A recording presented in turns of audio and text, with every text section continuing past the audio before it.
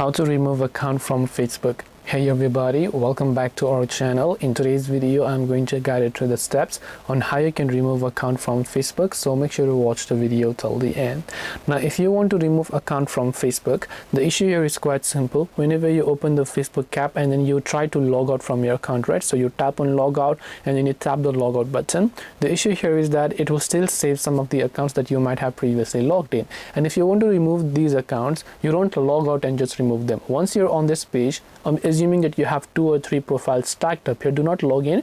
Instead, you'll find a gear icon from the top right hand side, so make sure to tap on that gear icon, and all you have to do is select that profile. In my case I only had one, so it selected this by default. You have to select the profile, tap on remove profile option, and then that profile will get successfully removed.